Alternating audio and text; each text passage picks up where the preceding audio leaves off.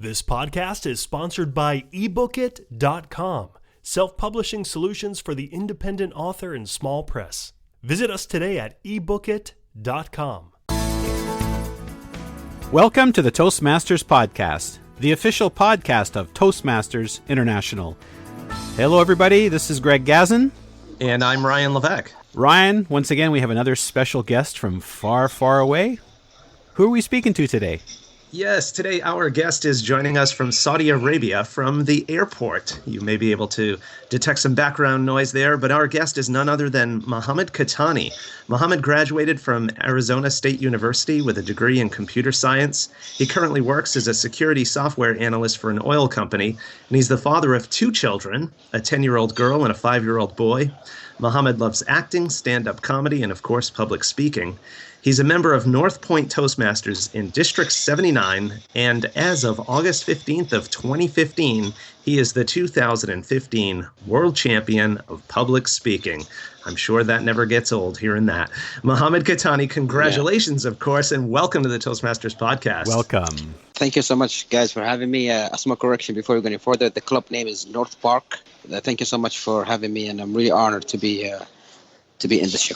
Thank you so much. Yeah, Greg and I are excited to speak with you. We've both had the opportunity to watch your speech, The Power of Words, and it certainly is a powerful message and powerful delivery. Mohammed, especially in consideration of our listeners who have not heard your speech, can you share a little bit about the theme and why you chose it? The theme of the speech talks about that with a simple choice of words, you can actually uplift someone's spirit or completely destroy someone's life. And even though that sounds a bit far-fetched, but it's actually true. And throughout the speech, I'm giving examples of how a simple choice of word or how if word chosen in the right place can make a difference. And if it's chosen in the wrong place, can end up even just destroying someone's life. Yeah, that's the theme of the speech. What was the moment that you decided that this was the message that you were going to bring, or how did you come up with the idea originally? A lot of people actually ask me, I want to write a speech, but I don't know what to talk about. Usually, everybody wants to talk about something, but anything that you want to talk about has already been spoken by someone else, and you want to pick something that's kind of new and it's unique and it's haven't been actually spoken about before. The idea of the speech actually happened while I was with a friend of mine, and we were taking a break from work. We were outside and he was smoking, and I had this other friend who walks by and he started to say, "Why you guys smoking? It's bad for your health," and blah, blah, blah. And my friend with a straight face, he started to give him all these facts about that smoking is not really that bad. And I was shocked too because I didn't know any of these facts. The other friend, he got convinced and he said, wow, I didn't know that. I'm sorry, guys. And as soon as he left, I looked at my smoking friends and I said, wow, I really didn't know all of that. He said, yeah, I just made that up. But the fact that he gave it with a straight face just made me think that, wow, just by the way that I can say something, I can actually change the perspective of something that people actually took for granted, And then it dawned on me, all these things that's happening around us. For example, when we're dealing with our kids, I have this old man who actually said to me once, he said, if you keep telling your son that he's stupid, that he's an idiot, that he's no good, how do you expect him to grow up to be a rocket scientist? And that's actually true. The words that we feed our children from a young age can make a difference with whether he can believe he can achieve the impossible, or he thinks that he's no good and he should waste his life in some drugs or anything like that. And it all boils down to the way that he was actually raised. And a lot of parents says, how come my child ended up like that? Well, I'm sorry to break it up to you, but it's basically your fault.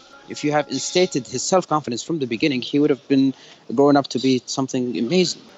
Yeah. I just want to hark back and comment on what you mentioned earlier, Mohammed, about that example of the smoking with your coworker. I think that's just a great example for all of us of taking things from everyday life.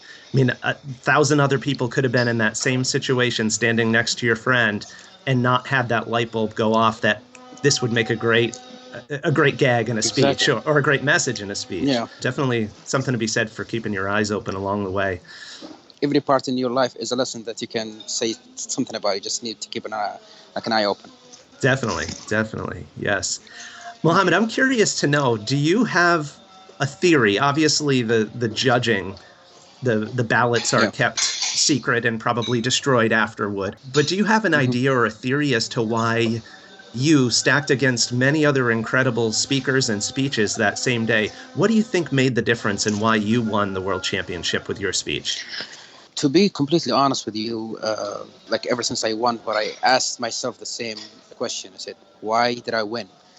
Because I was the last speaker and I sat in the back room watching every other speaker goes on the stage. And in my mind, I said, there is no way that I'm going to win. I mean, everybody has which is actually true. I mean, like everybody has a stronger message, a deeper message. But I think that what I played on that a lot of people may have actually just missed on is the balance between the humor and the drama. A lot of people, it's either he gives like entire speech where he cracks people up, or he gives an entire speech where he puts people down. When you find the balance, and I think that's what I did real well, is I started with the humor, then I gave a dramatic story. The other thing that I think that might have just put me in favor of the winning was you always have to leave your audience on a hope that there is something that they can do. And that's what I ended up with my speech. I said, you have the power using your words. And it was beautiful when I spoke to Toastmasters, because that's the passion of everybody who was there in the hall. You have the power using your words to change someone's life. So I kind of gave the audience the hope that, yes, you can make this world a beautiful place. I mean, and it will not take much of you, but just to choose the right words. So start with a humor, with energizing, then go into the dramatic story, then end up with giving your audience hope. You do not want to leave your audience down. I think you brought up a good point when you mentioned balance, because quite often, I know right now in our district this time of year, we have the humorous speech competitions. Yes. I mean, obviously your message was very important. Your message was very serious. You always wonder if someone has too much humor, or if it's not put in the right place, that it may overpower the actual message that you want to get across? Exactly. For a lot of people, humor comes naturally. For others, they kind of have to learn it. There is a lot of people who think, you know what, I will never win unless I make people laugh. I don't agree with that statement, but there is a lot of speakers who actually think that. They think the only way that they can entertain their audience is by cracking the joke. If humor is not your trait, then you don't have to overchange your speech in a way I'm not just to crack people up. You can always use the story message. You can always use a rhetorical devices. Any of these devices can still engage the audience. But if humor is easier for you, I always tell everybody who asks me for advice, work on what you are strong at.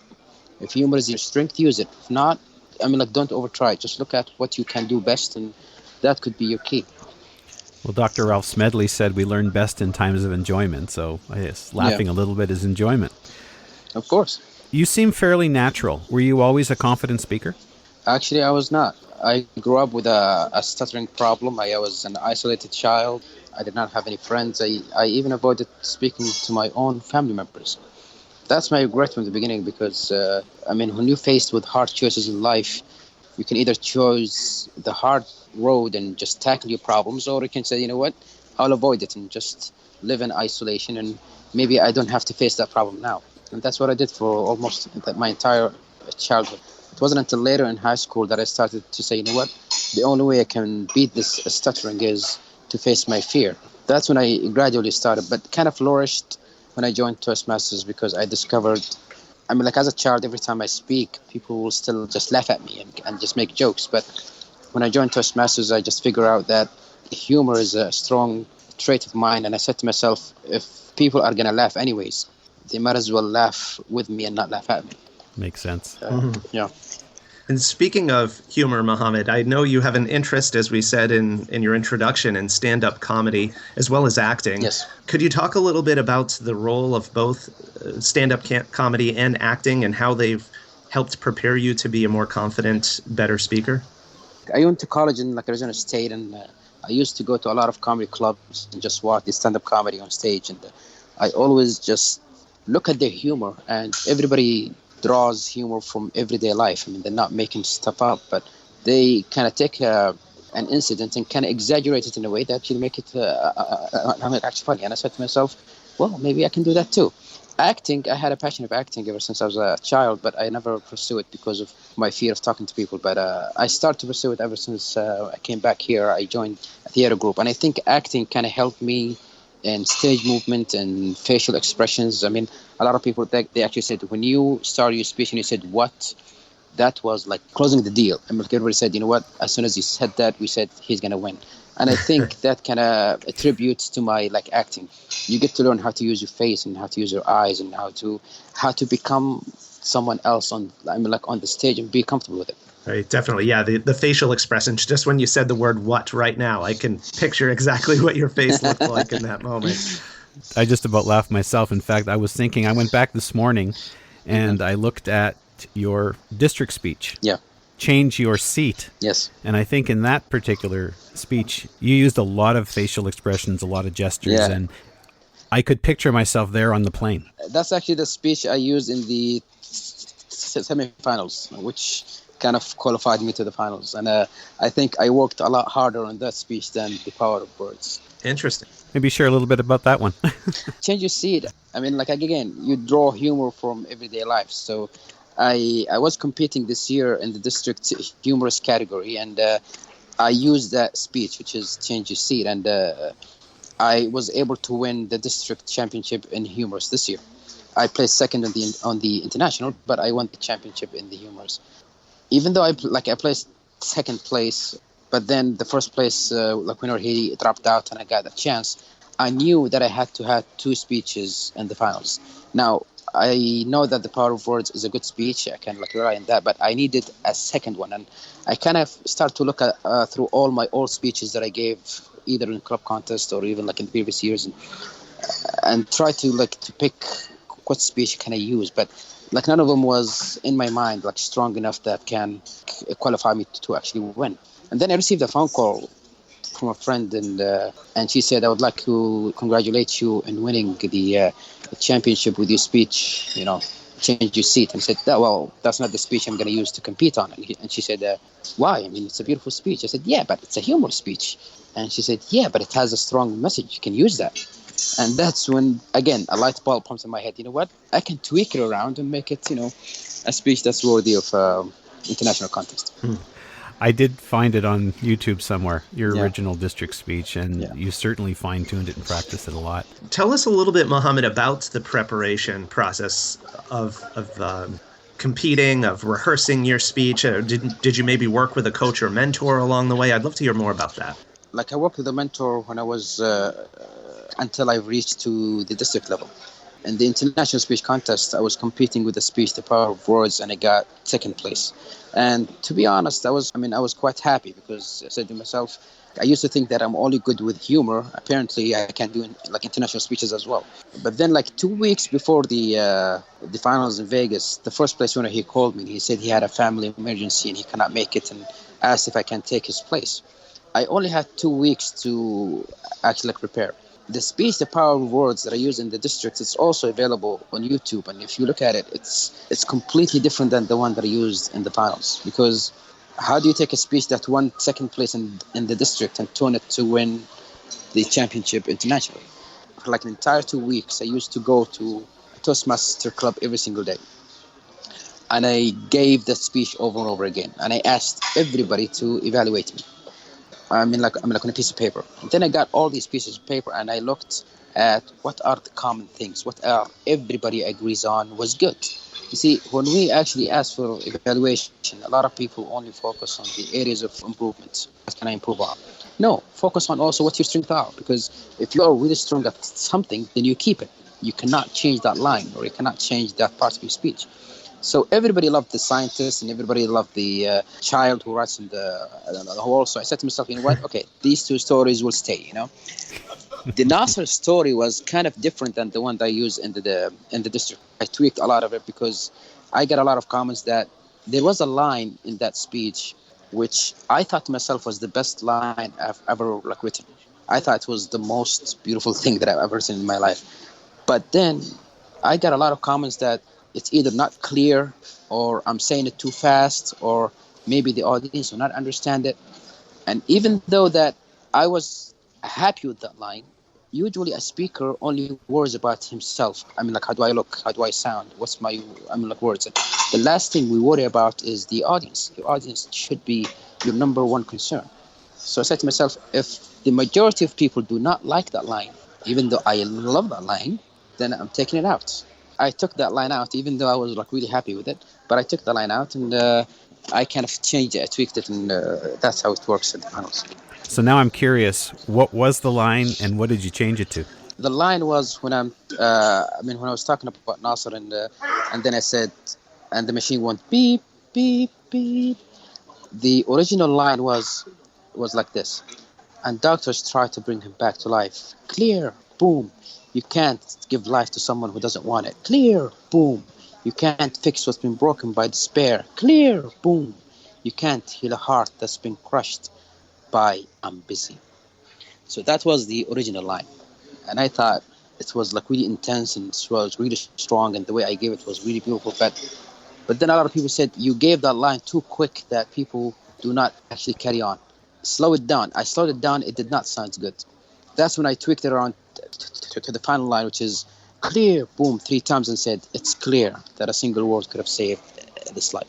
And I kind of tribute that line to like Mr. like Randy Harvey, because he kind of coached me a half an hour before my final speech, and he said, maybe you could use this line. So he kind of gave me the idea of the line, and I would like to thank him for that. Wow. That a half an hour, was that before the final speech? Is that what you said? Yes. Oh yeah, my goodness. Like, exactly. Yeah, I mean, like, which was actually just risky, because a lot of people said do not make changes in the last minute. And like, even after he kind of gave me a lot of comments, which I actually obliged to all of them. And when we're done, and I was walking back to the hall so we can start the contest, and he said, you know what, I don't know how much you can just squeeze it in there, because I hate people who change speeches in the last minute, but if you can, then maybe it will work. No pressure. It's like no pressure if you can, but I was able to do it. Wow. I have trouble with a week ahead of time. Yeah, I mean, I had a thought in my mind when I was like backstage. Do I still say the old line, or do I? Because again, when you're changing your speech at the last minute, you might not have the line down as you wanted to. I took a shot onto it.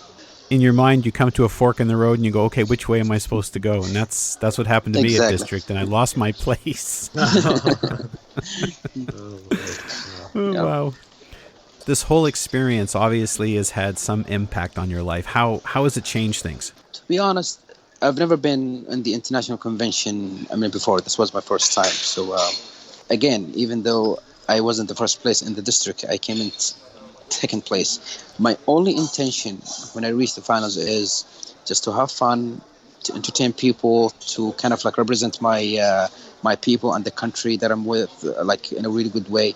And I never thought, not even like 1%, that I'm gonna win. Winning wasn't even in my head. And when we did the semifinals and I won, and I said, "Oh my God, this is real." I'm on the international. You know, I was the last speaker, and I sat backstage and I'm watching people. I watched the first speaker. He went on stage and he just blew my mind. And then the second speaker comes in and he blew my mind even more. So I said to myself, you know what? There's no way I'm gonna win. At that moment, I said, "There's no way I'm gonna win." And I do remember we were like 8 speakers backstage, and everybody kind of like walking around, kind of like rehearsing his lines or whatever. I just sat there with my phone in my hand, just playing games and texting my friends and saying hi. And I didn't even bother to rehearse. Not just because I didn't respect my audience, no. But again, why? I didn't want to put any pressure on myself.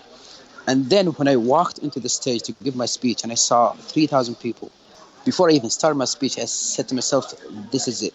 This is my dream coming true. I don't want to win. I don't care if I win. If I get a chance to give a message to 3,000 people and thousands more watching online, then I've won. That's all I want, you know? And I wasn't nervous at all. My whole intention was just entertain. You have thousands of people, just entertain, give that message and leave. Don't think about winning. Maybe you'll win next year or the year after. But somehow I kind of won. And I'm sorry if this answer has taken like a really long time. But again, just because I wasn't prepared for the winning. I mean, even until now, I didn't have a plan. I don't know what to do with it. I get calls from everywhere in the world, just we would like to host you, whatever. And I'm trying to oblige to everybody, but I really did not think this through. And I'm trying to adopt this new life, and it's been kind of hectic on myself, on my family, on my work. But if I can just change someone's life by something that I say, then it's worth than 1,000 trophies. Wow, wonderful. Inspiring, to say the least. Do you agree, Greg? Thank you, sir. Absolutely. So obviously this has impacted your life, and we're going to see probably things changing probably more for you. Just pray for me. Just pray that I can just power through this and without any problems. It's no problem. Just change your seat. Exactly. Just change my seat. Yeah. I still kill myself laughing. Like I said, I listened to both of them probably at least a half a dozen times, and I think I chuckle each and every time. Thank you, sir. Thank you.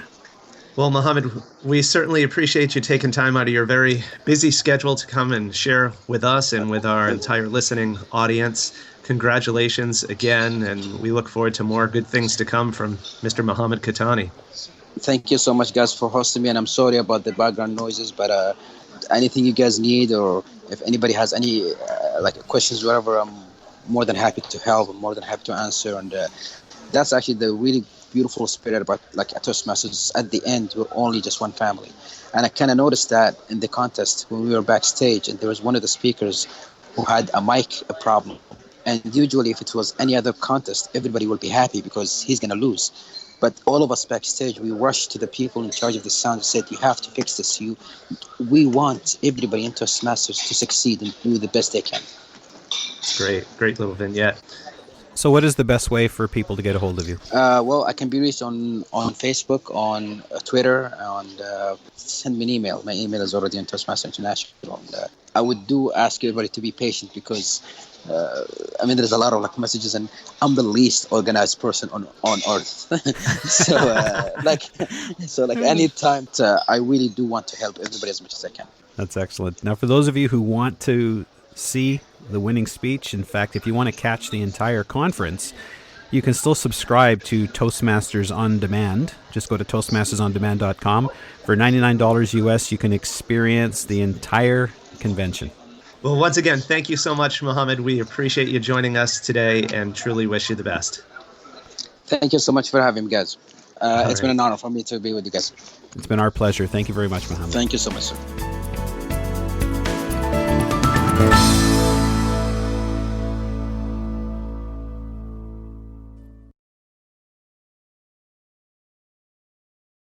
Isn't it about time you published that book you've been thinking about? We can help with that. At ebookit.com, we've been providing authors and small presses with ebook publishing services since 2010. Visit us today at ebookit.com and let us know how we can help you.